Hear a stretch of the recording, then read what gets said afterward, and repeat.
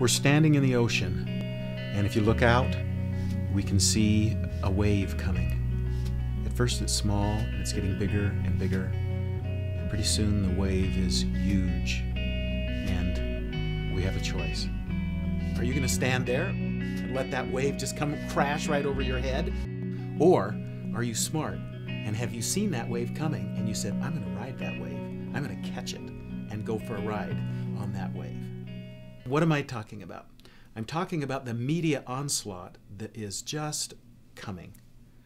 What I mean is we are going to be inundated with thousands and thousands of inexpensively made films. Why is that? It's because the equipment is less expensive. We've got cameras now that are on an average of $25,000. Red cameras, Panasonic HVX 2000s.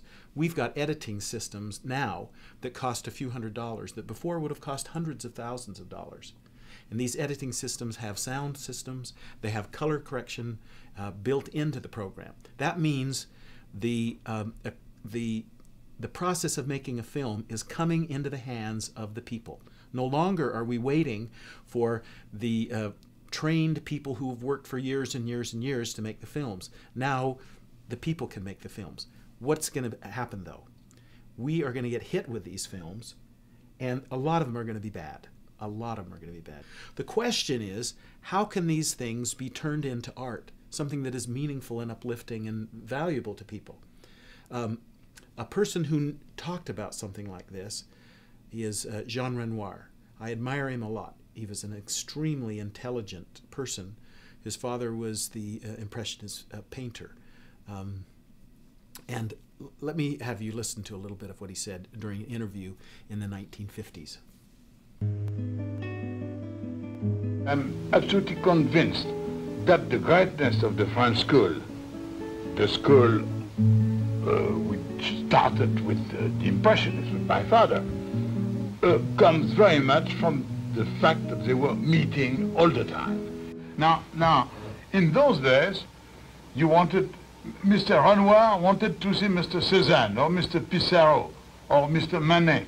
Well, he knew that at a certain café, exactly Place Pigalle, La Nouvelle Athènes, he was going to find them. And he was going to La Place Pigalle. And he was sitting down. And he was having a drink with his friends. And he was discussing art. He was worrying about a certain point in his business, in his art. We need schools. The meeting place, the discussion place today are schools, are universities. The hope for the survival of our Greek civilization is the university. So what he's saying is that we can't create great art by trying to produce things quickly.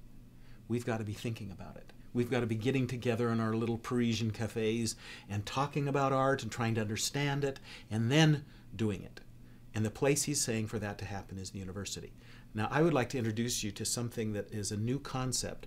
It's a type of virtual university where this type of reflection and thinking and incubation can take place for the production of feature films in this new wave of films that's coming. The place is called Campus Studios.